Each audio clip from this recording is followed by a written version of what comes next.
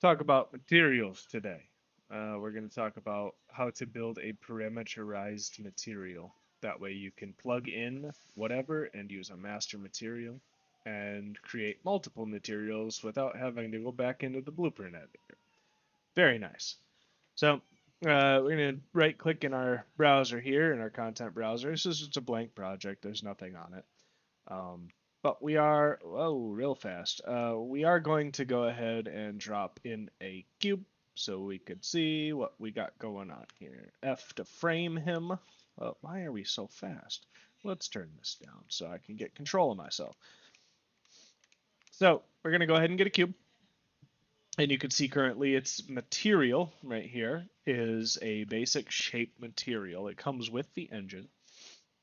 We are not going to do that. So we're going to right click in our content browser and we're going to create a material.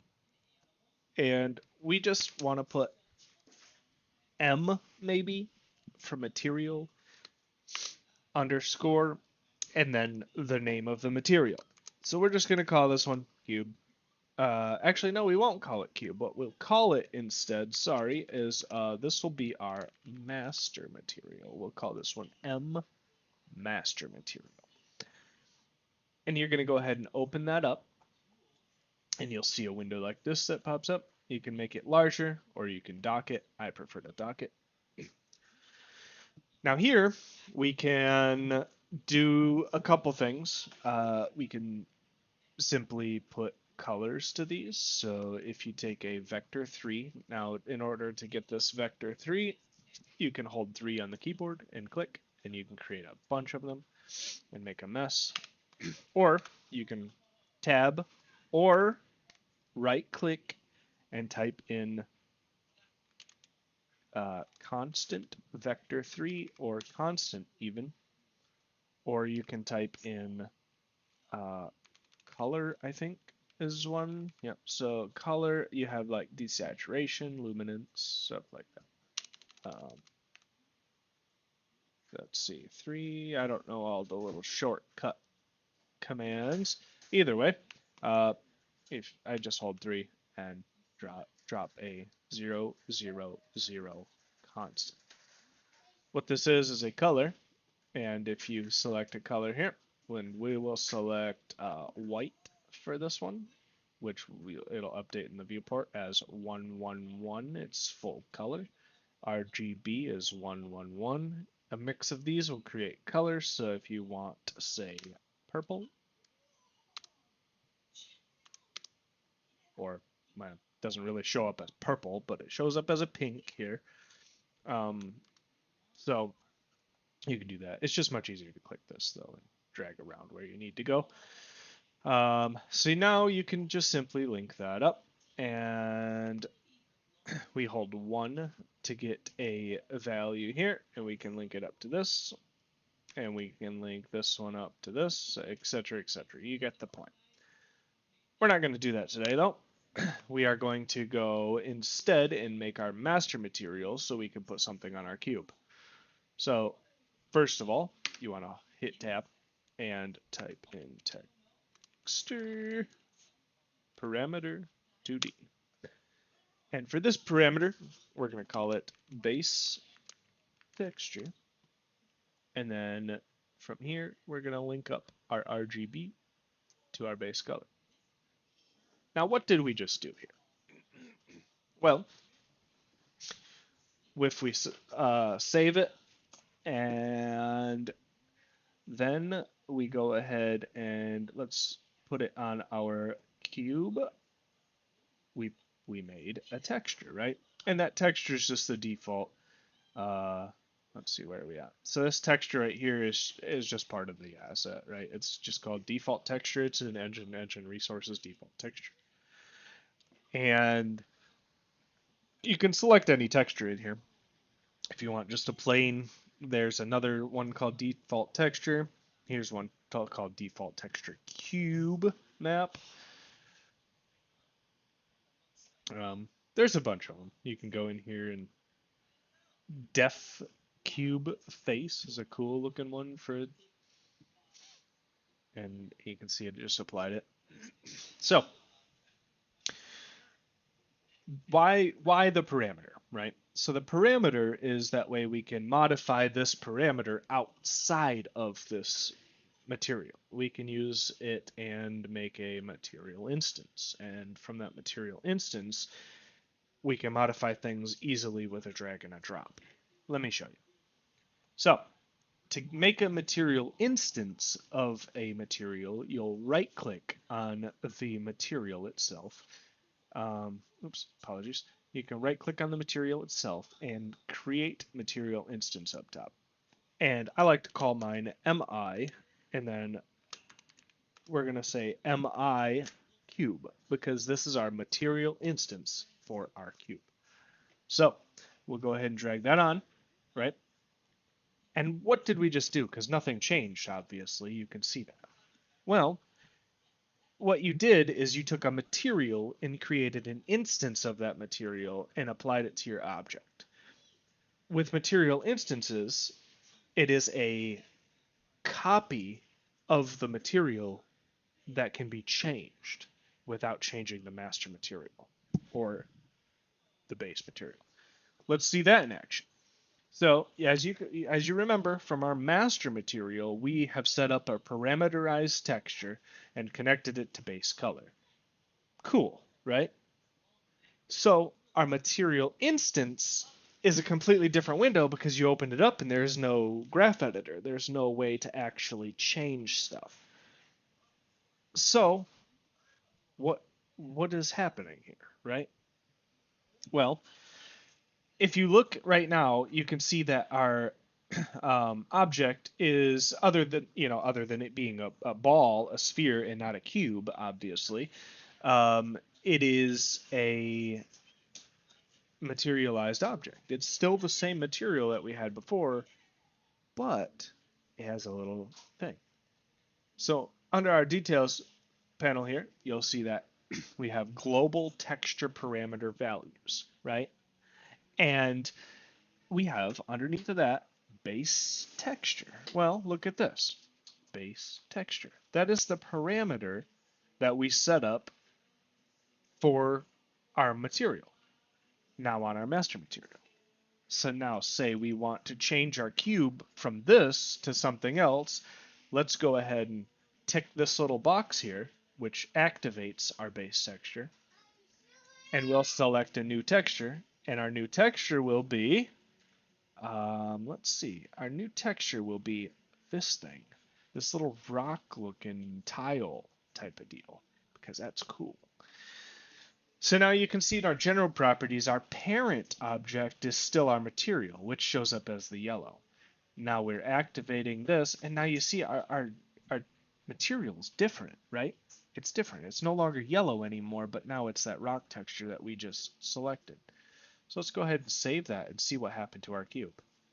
Wow, our cube changed.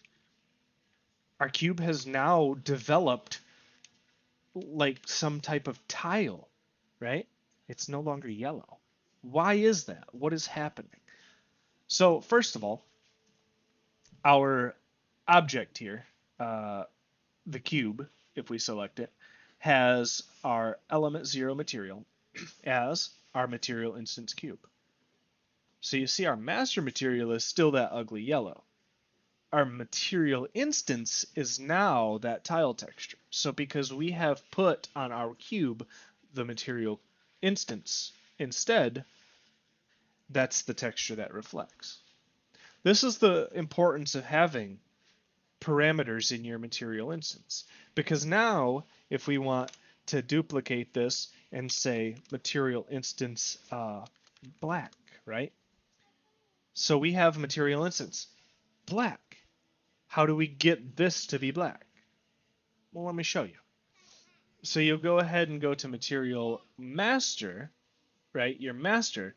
We got to change the color of this. So we know that RGB values have color. We have now linked this to color. So this should be our color, right? Well, with parameterized instancing, it's very easy. You go ahead and get yourself you get a vector parameter, right? And now you can name this and say base, let's just call it base tint, right? And let's plug that in.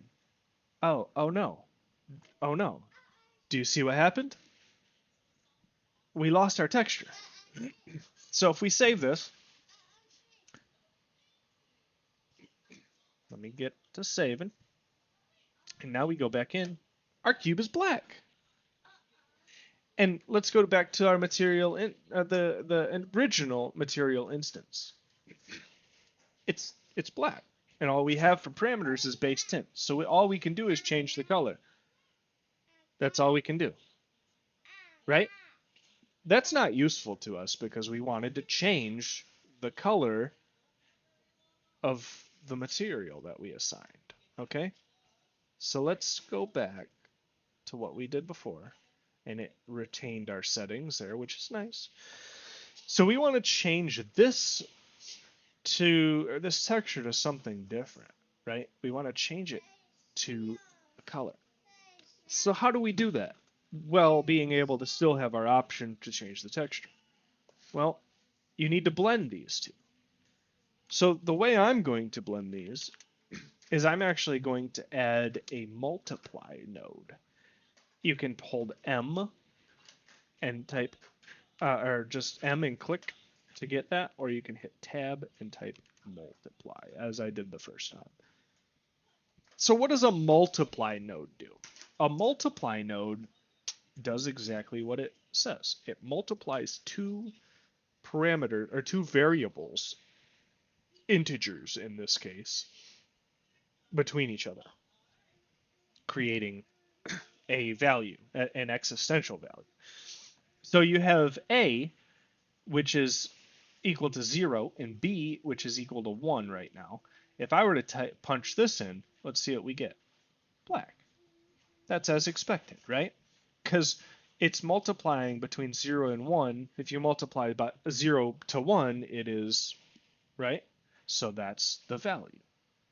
Okay? And we know that color, and we can see that color if we click here. It is equal to 0, 0, 0, 0, 0, 0, 0, which is black. Nice. So now if we multiply 1 by 1, what do you think we get? That's right, white. We get white. So now that we know this information, we can say that our base tint has a value, a number value. So we're going to hook that up. It turns into black because now our 0, 0, 0 value is determined by our parameter, which is 0, 0, 0, 0, 0, 0, or whatever, 4 zeros in there. And we're multiplying that by 1, which still is a result of 0 because when you multiply something by 0, it's 0. So now we need to take our base texture and hook that up. But you're saying, wait a second. Our texture doesn't have a value. And you're right. A texture doesn't have a value. But what it does have is color information. All textures that you import into Unreal Engine will have a texture value. The value is determined by channels. And in this case, we can visualize that by having, let's say, red. We can hook red channel to our base color and we get white, right? So what happens when we do green? Let's look at green. So we get white, okay? Well, that doesn't make sense, right? Because you said that they all have values. Wait, look at this. The blue channel is gray. Why? So this isn't the best texture to show this off. So let's find another texture. Let's go back with our default texture here. And let's do that again. Okay, so if we hook up red to base material, you'll see something's different.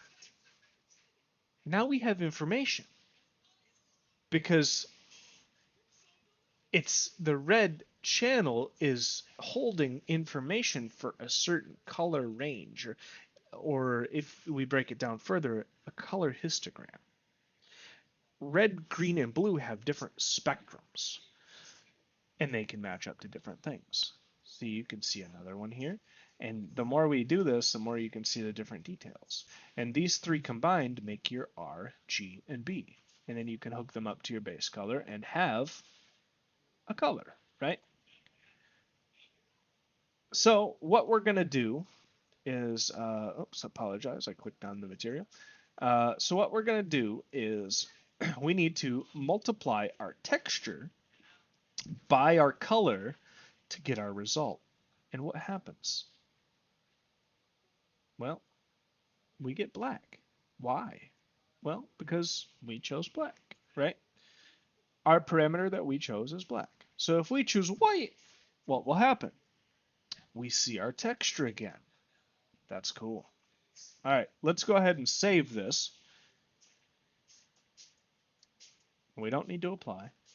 So now our cube here has some parameters. Again, we have a global vector parameter value and our base color, our base texture value, like we had before. And now you'll see that if I tick that, it adds the color on top, which is great. But why? Because of this. If I want that texture, those bricks, to be red, I can select this and they can be red. If I want those same bricks to be green, guess what? They're green. If I want those same bricks to be blue, right? Blue, they're blue.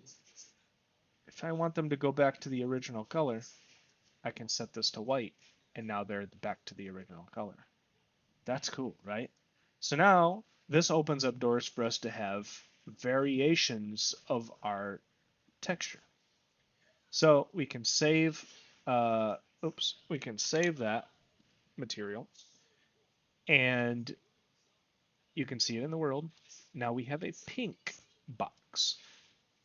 So let's get back to why material instances are important in the world of Unreal.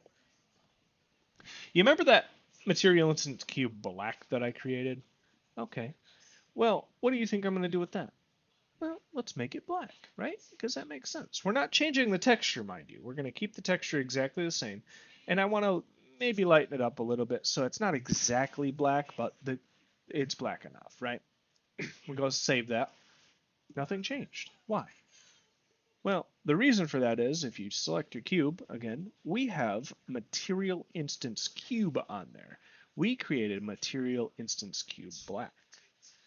You can drag and drop that on and you get, it's kind of a black, right? It's more gray in this case, but with black it would just be a solid black cube and not make sense really. So using this knowledge, now we can literally make multiple material instances and never touch our master. We could set our master up once and use the same information multiple times. So if I wanted a blue, right? We have material instance cube blue. We can open it up, select our color. We can get a nice little general shade of blue. We can save it. Nothing changes. We grab our material instance and we put it on there. So cool, we can change colors. But what is the reason for this? Why? Right? Why? So we will show you why. So if I have a tire, right? And my tire has textures. I'll open a Substance Painter. I use Substance Painter for my texturing. First of all, I would like to import the model. Okay, so I'm going to go back to my content drawer, which I was already in because I am lazy and sloppy and did not put anything else in a folder or file. So I'm going to drag my tire in. Okay, I'm going to tell it not to create a material because I don't really care about a material right now. I don't need it to import textures. No skeletal mesh, nothing like that. So let's import that. This is always going to come up unless you export smoothing groups properly, but I don't ever do that because who does that? So what is this? This is my little texture, or my little tire texture model, untextured model, excuse me, I can't speak. Um, this is the little tire that I've created that doesn't have a texture. So what we're going to do is create a texture for it. So remember that master material that I was talking about? We have it assigned to our cube, but we can also assign it to our tire. So if we right click our material, the material, not the material instance, and we create a material instance and call it mi tire. It's a different name than what we used before. And we added it to our tire now. And so now our tire has the same properties as the other uh, items. So if I want a black tire, I can change my tint, and now it's a black tire. But let's take this a little bit further, okay? Because I want to take the textures that I created in Substance Painter with the basic rubber tire smart material, and so I want this into my Unreal Engine. So I need to go. Oh, let's see. Let's just put them on the desktop here, and we'll make a new folder and call it things. Because that's good, right? Everybody likes good organization. If you're this isn't a Substance Painter tutorial, but when you export from Substance Painter, you want to make sure you do Unreal Engine 4 packed. Why it's called Unreal Engine 5 packed now, I don't know, but so what we'll do is keep them 8-bit because Unreal Engine actually doesn't really support 16-bit very well, so we'll just keep it 8-bit. So we've now exported all those textures, and you can see base color, emissive, normal, and occlusion, roughness, metallic. Again, can't speak. That's okay though. So what are we going to do with these? So we're going to go ahead and go to our things folder and drag our textures that we have just created into our material browser. And so when you make assets as an artist, your whole goal is to do it quickly, right? You want to pump out assets quickly and efficiently without having to do a bunch of work. The beautiful thing for artists is the material instancing works great for us, right? So if we go ahead and open up our material instance tire again, now we can take our textures and drag them here. And then our normal, and we can, oh wait, we don't we don't have a normal. What are we supposed to do? Huh, that's good. So we just go back to our master, right? And we only set up our base color, so we wouldn't have a normal. Okay. So what we'll do here is what I like to do. I like to copy these nodes, right? We need 3 of them. We need the base, we need the normal, and we need the ORM, the occlusion, roughness, and metallic, right? So how do we get this to work, right? So this is our first thing. And what I'm going to do is add a parameter with holding 1, or no, sorry, I want a parameter.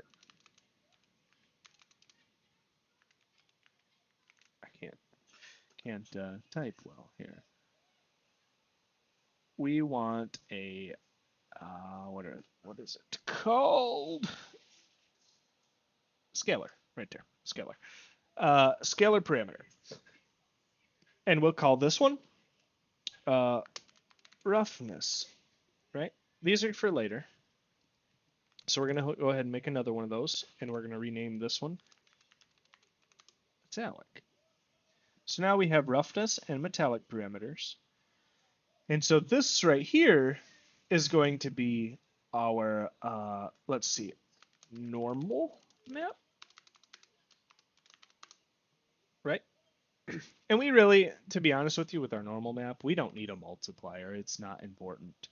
So we can go ahead and put that. And what I like to do is take my default texture and say default normal, right? And we're just going to go ahead and change this to our bricks here. Or actually, what normal did I use? Yeah, I used the I guess it doesn't matter. It doesn't matter for now.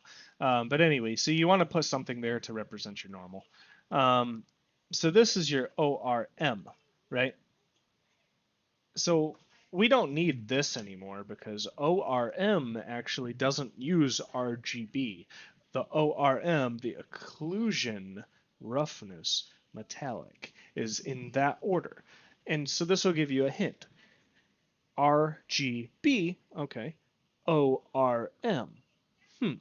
So that must mean that the occlusion map, so you see ambient occlusion, is the red channel, right?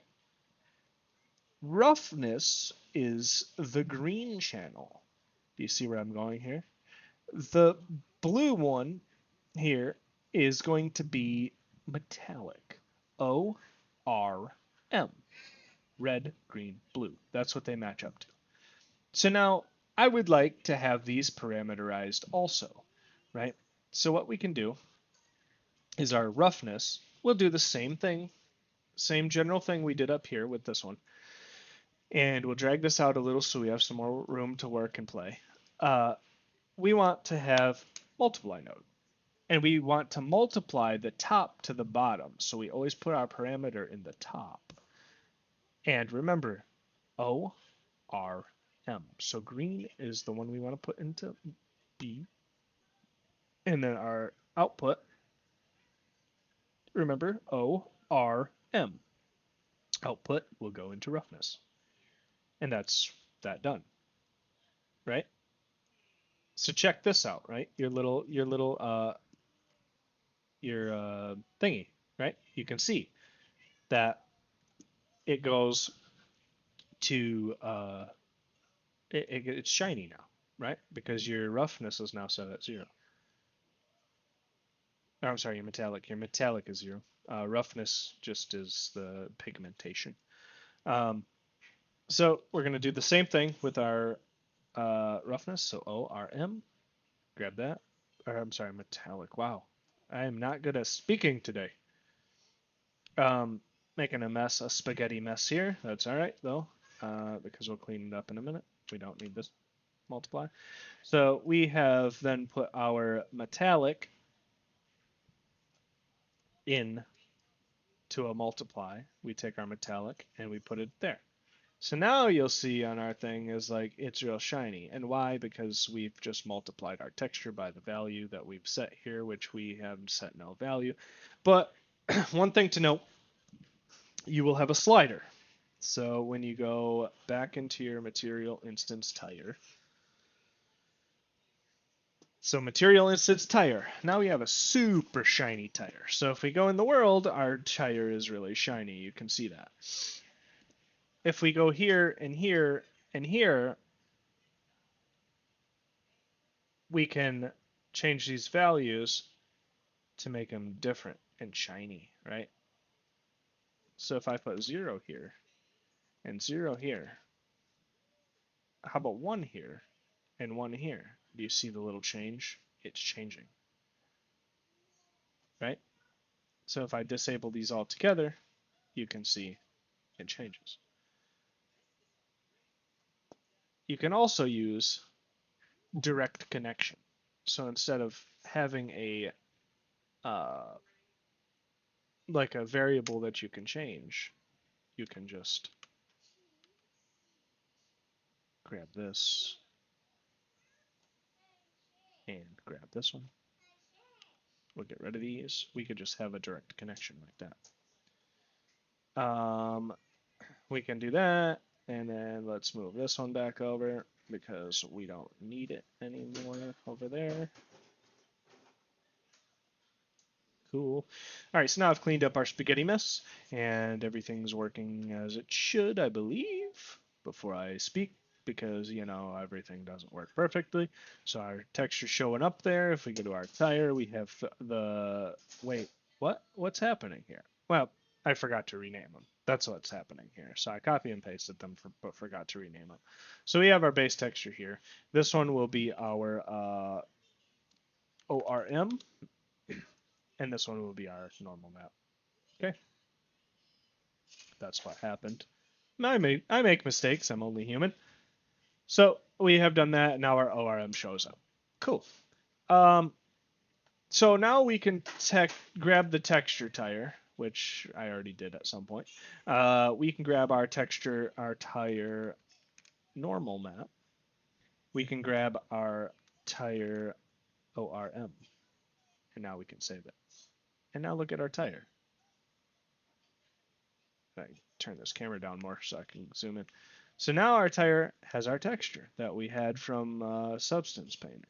It doesn't always look the same in from Substance Painter to Unreal. That's just part of the shaders. If you ever look at a tire in Substance Painter, it has this weird raw looking color, and in here it doesn't have that. You can make it that, but you have to go in and actually fiddle with lights and all that good jazz. This is beyond the scope of that this tutorial. So one thing I'd also like to show you is how to actually classify these in the right areas. So, for example, if we go to our master material, again, not our instances, we can actually close these instances because we no longer need them at the moment. So if we go to our master material and we click on these things, I want them all to be under the same value, including our base tint there, right? So we can't do the tint at the same time because it's not a parameter 2D texture. But what we can do is you see these three materials here, these ones here, base texture, ORM, and the normal map nodes. If we select here under this box, group, we can type in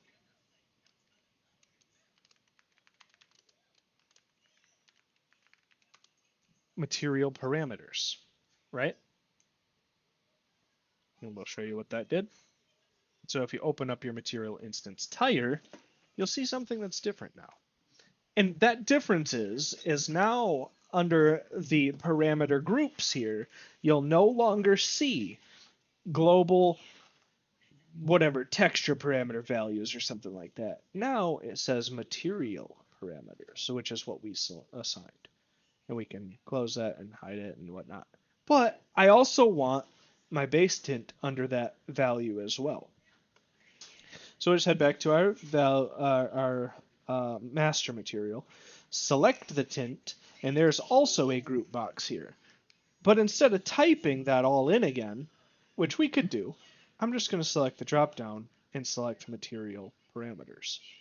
Because once you create a material group or a material expression group, it will remember what you've used in the past up to a certain number. I think there's it will only show so many in that list.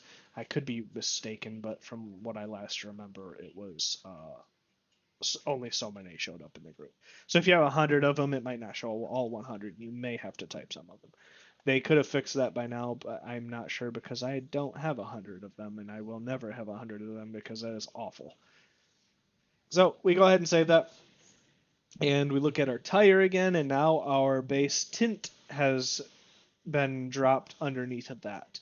And if you want to move it up, you can do things like add an asterisk to it. So we can go back to our material, and we can add so something like this, exclamation base tint.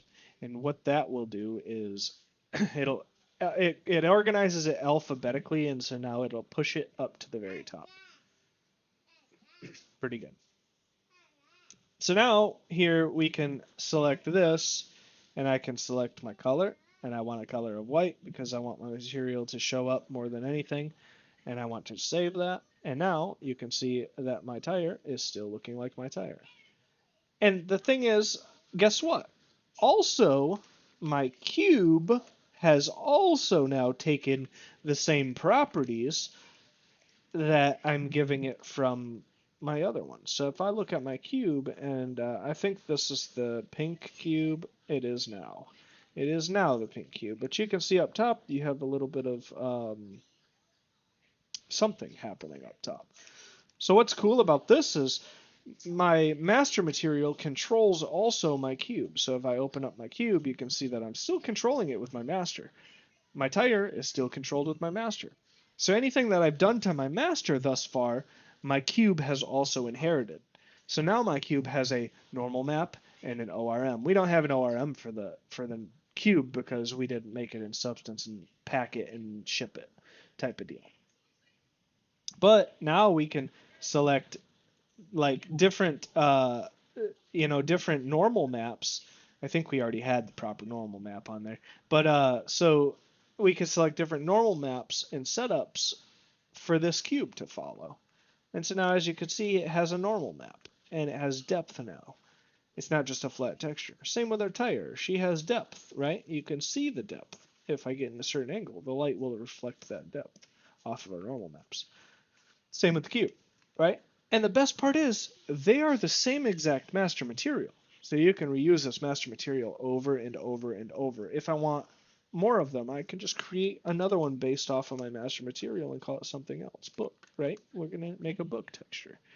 And we can go in this book texture and now we can change these parameters and nothing more and create a book, right? And we can all simply just drag and drop the textures just like we did before. Drag and drop, drag and drop, drag and drop. And we're done. We're done with our texture. It's that simple. Okay? It's that simple. I know this video has been extremely long, but I hope you got some kind of value from it. Textures are a very complex and simple thing at the same time. If you really want to break it down like I've done today, it's very complex, right? There's stuff I haven't even talked to you about in this that I could go on for many of hours talking about. You could see if you go into any material and hit tab, you can see like there's all sorts of blend spaces, blend. These blends are what you would think of like in Photoshop, right? With overlay and light and hard light. If I do a hard light on, say, just for giggles here, let's just do a hard light on our base material with a let's see, what can I add to this texture 2D? Let's do that and then blend the layer. Let's just see how this will work out, right? This might produce some very strange results, but we're gonna try it anyway. Yep. So that's what I figured would happen. So what happened is you now have a texture. It actually kind of looks cool, doesn't it? You have that almost like tile look, and then on top of that tile look, you have a very strange looking, almost like mold, right? And we could take that even further. Let me exit some of these. So we could take that even further now that we know that, right? And we can move our blend layer up and say multiply.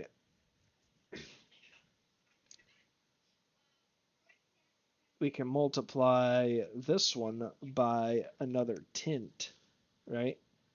Um, and then plug our tint into our blend layer. So now what we have here is we got our blend layer. Let's call this one blend tint. Now let's see what happens.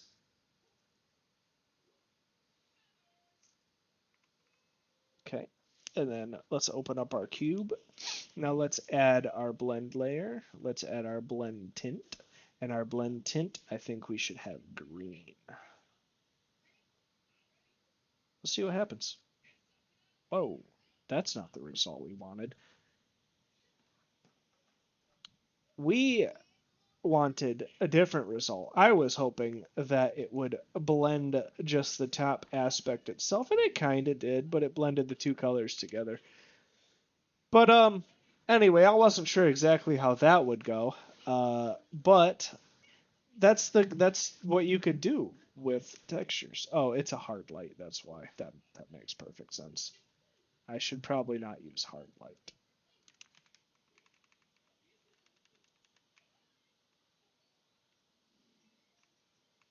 Ooh, a 3-color blend. Yep. So you can go down here and look at all the different blend modes. You can blend normals too, by the way. Material layer blends, you can blend normals together. Um, Fairly cool stuff. But I don't want to let this video run on any longer than it has to, because I've already ran on for quite some time already. But this is that's how to use master materials and material instancing with Substance Painter, really, is you use a packed texture and put it together.